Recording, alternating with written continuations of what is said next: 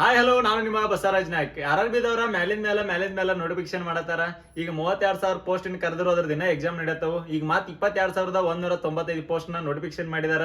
ಈಗಾಗಲೇ application start ಆಗೈತಿ 31ನೇ ತಾರೀಕ. ಲಾಸ್ಟ್ ಡೇಟ್ ಮಾರ್ಚ್ 2ನೇ ತಾರೀಕ ಐತಿ. ಈ ಒಂದು ವಿಡಿಯೋದಾಗ ನಿಮ್ಗೆ ಏನ್ ಹೇಳ್ತಂದ್ರ ಎಕ್ಸಾಮ್ ಸಿಲೆಬಸ್ ಏನೇನು ಓದ್ಬೇಕು, ಏನೇನು ಓದಬಾರ್ದು ಅಂದ್ರ ನೋಟಿಫಿಕೇಶನ್ ಎಷ್ಟು ಸಿಲೆಬಸ್ ಕೊಟ್ಟಾರ ಅಷ್ಟ ಓದ್ಬೇಕು ನಾವು. ನಿಮ್ಗೆ ಸಿಲೆಬಸ್ ಫುಲ್ ಎಕ್ಸ್ಪ್ಲೇನ್ ಮಾಡ್ತೈತಿ, ಮತ್ತೆ ಫಿಸಿಕಲ್ ಏನೇನು ಇರ್ತೈತಿ ಅದನ್ನ ಎಕ್ಸ್ಪ್ಲೇನ್ ಮಾಡ್ತೈತಿ, ಮೆಡಿಕಲ್ ಯಾವ ತರ ಇರ್ತೈತಿ ಎಲ್ಲ ಎಕ್ಸ್ಪ್ಲೇನ್ ಮಾಡ್ತೈತಿ. ಈ ವಿಡಿಯೋನ ಫುಲ್ ನೋಡ್ರಿ. ಇದು RRB ಗ್ರೂಪ್ ಡಿದ ಪ್ರೊಸೆಸ್ ಏನೇನೈತಿ ಅಂದ್ರೆ ಮೊದಲ CBT ಅಂದ್ರೆ ಕಂಪ್ಯೂಟರ್ ಬೇಸ್ಡ್ ಎಕ್ಸಾಮ್ ಇರ್ತೈತಿ. ನೆಕ್ಸ್ಟ್ ಫಿಸಿಕಲ್ ಎಫಿಷಿಯನ್ಸಿ ಟೆಸ್ಟ್ ಇರ್ತೈತಿ. Next document verification. Finally medical ಇರ್ತೈತಿ, ಮೆಡಿಕಲ್ ಟೆಸ್ಟ್ ಇರ್ತೈತಿ.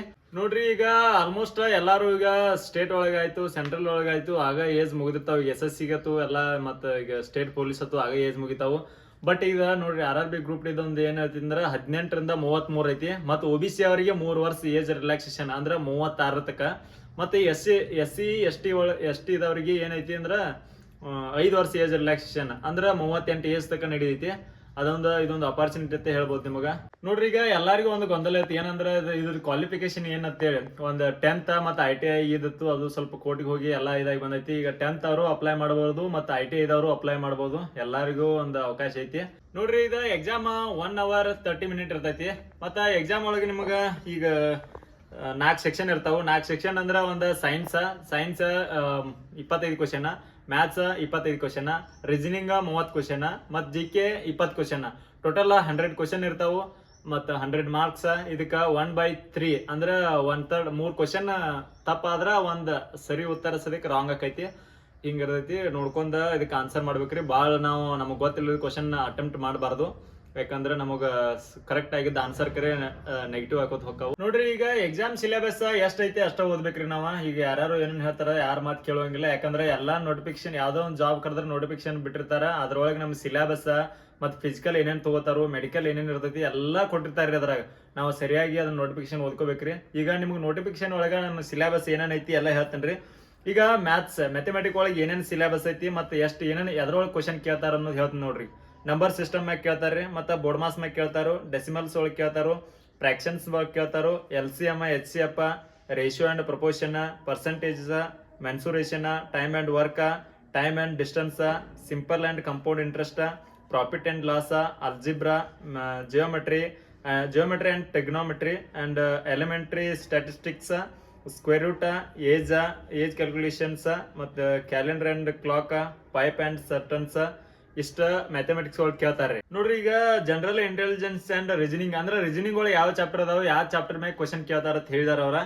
ಅನಾಲಿಸಿಸ್ ಮತ್ತು alphabetic and number series, coding and decoding, mathematical operations, relationship, syllogism, jumbling, Venn diagram, data interpretation and sufficiency, conclusions and decision making, similarities and differences, ಮತ್ತು analytic reasoning, classifications, directions, statement and arguments and ಅಜುಮ್ಷನ್ಸ್.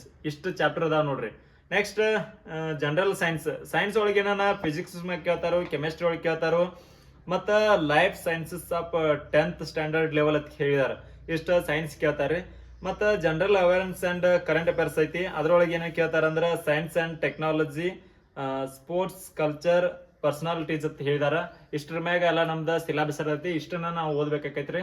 ಮತ್ತೆ ನೀವು previous year question paper ನೋಡ್ಬೇಕ್ರಿ. ಯಾವ್ದೋ ನಮ್ದು ಒಂದು central government exam ಆಗಲಿ, ಅದಕ್ಕೆ previous year question paper ನೋಡ್ಬೇಕು. ಅದನ್ನ ಸರಿಯಾಗಿ ನಾವು ಎಲ್ಲ ಬಿಡಿಸಿ ಅನಾಲಿಸಿಸ್ ಮಾಡಬೇಕು. ಮಾಡಿದ ನಂತರ ನಮಗೊಂದು ಗೊತ್ತಾಕೈತೆ ಯಾವ ರೀತಿ ಕ್ವಶನ್ ಕೇಳತ್ತಾರೋ, ಯಾವ ಟೈಪ್ ಒಳಗೆ ಕೇಳತ್ತಾರೋ, ನಾವು ಹೆಂಗ್ ಬಿಡಿಸ್ಬೇಕು, ಯಾವ ರೀತಿ ಸ್ಟಡಿ ಮಾಡ್ಬೇಕಂತ ಗೊತ್ತಾಕೈತಿ. ಮೊದಲ ಒಂದು 10 ಕ್ವಶನ್ ಪೇಪರ್ ಬಿಡಿಸ್ರಿ ನೀವು RRB ಗ್ರೂಪ್ ಡಿದ. ಎಲ್ಲ ನಿಮಗೆ ಗೊತ್ತಾಕೈತಿ ಯಾವ ರೀತಿ ಓದ್ಬೇಕು, ಎದಕ್ಕೆ ಇಂಪಾರ್ಟೆನ್ಸ್ ಕೊಡ್ಬೇಕು ಅನ್ನೋದು ಎಲ್ಲ ಗೊತ್ತಾಕೈತ್ರಿ ನಿಮಗೆ. ನೋಡ್ರಿ, ಈಗ ಎಕ್ಸಾಮ್ ಆಯ್ತು, ಸಿಲೆಬಸ್ ಏನಂತ ಎಲ್ಲ ಹೇಳಿ. ನೆಕ್ಸ್ಟ್ ಇನ್ನ ಫಿಸಿಕಲ್ ಎಫಿಷಿಯನ್ಸಿ ಟೆಸ್ಟ್ ಇರ್ತೈತಿ. ಅದ್ರೊಳಗೆ ನೋಡ್ರಿ, ಈಗ ಬಾಯ್ಸ್ಗೆ ಏನೇನ್ ಇರ್ತೈತಿ ಅಂದ್ರೆ 35 ಕಿಲೋ ನೀವು 35 ಕಿಲೋ ಹತ್ಕೋಬೇಕು. 35 ಕಿಲೋ ಹತ್ಕೊಂಡ 100 ಮೀಟರ್ನ 2 ನಿಮಿಷ ಒಳಗೆ ಕವರ್ ಮಾಡ್ಬೇಕು, ಎಲ್ಲೂ ನಿಲ್ಲಲ್ದ. ನೆಕ್ಸ್ಟ್ ಇನ್ನೊಂದ್ ಐತ್ರಿ. ಇನ್ನೊಂದ್ ಏನಂದ್ರ 1000 ಮೀಟರ್ ಅಂದ್ರೆ 1 ಕಿಲೋಮೀಟರ್ನ 4 ನಿಮಿಷ 15 ಸೆಕೆಂಡ್ ಒಳಗೆ ನೀವು ಮುಟ್ಬೇಕ್ರಿ. ಇದೊಂದ್ ಐತಿ. ಆ ಟಾಸ್ಕ್ ಇರ್ತಾವ. ಮತ್ತ ಫಿಮೇಲ್ಗೆ ಅಂದ್ರೆ ಗರ್ಲ್ಸ್ಗೆ ಏನೇನ್ ಇರ್ತೈತಿ ಅಂದ್ರ ಇವ್ರು 20 kg ಹೊತ್ಕೋಬೇಕು. 20 kg ಹೊತ್ಕೊಂಡ್ 100 ಮೀಟರ್ನ 2 ನಿಮಿಷ ಒಳಗೆ ಇವರು ಎಲ್ಲೂ ನಿಲ್ಲಲ್ದ ಓಡ್ಬೇಕ್ರಿ. ನೆಕ್ಸ್ಟ್ ಇವ್ರಿಗೂ ಇರ್ತೈತಿ 1000 ಮೀಟರ್ ಅಂದ್ರೆ 1 ಕಿಲೋಮೀಟರ್ನ 5 ನಿಮಿಷ 40 ಸೆಕೆಂಡ್ ಒಳಗೆ ಇವರು ಕವರ್ ಮಾಡ್ಬೇಕು. ಇಷ್ಟು ಇರ್ತೈತಿ ರೀ ಫಿಸಿಕಲ್. ನೋಡ್ರಿ ಈಗ ನಿಮ್ದು ಫಿಸಿಕಲ್ ಮುಗೀತು. ಈಗ ಫಿಸಿಕಲ್ ಎಫಿಷಿಯನ್ಸಿ ಟೆಸ್ಟ್ ಮುಗಿದ್ಮೇಲೆ ಏನ್ ಇರ್ತೈತಿ ಡಾಕ್ಯುಮೆಂಟ್ ವೆರಿಫಿಕೇಶನ್ ಇರ್ತೈತಿ. ಡಾಕ್ಯುಮೆಂಟ್ ವೆರಿಫಿಕೇಶನ್ ಆದ ಕೂಡಲೇ ಮೆಡಿಕಲ್ ಇರ್ತೈತಿ. ಇದು ಮೆಡಿಕಲ್ ಆಗಿ ಹೆಂಗೈತೆ ಅಂದ್ರೆ ನಮಗೆ ಇದೊಂದು ನಮಗೆ ಪ್ಲಸ್ ಪಾಯಿಂಟ್ ಅಂದ್ರೆ ಅಪಾರ್ಚುನಿಟಿ ಇದ್ದಂಗನ ರೀ ಇದು.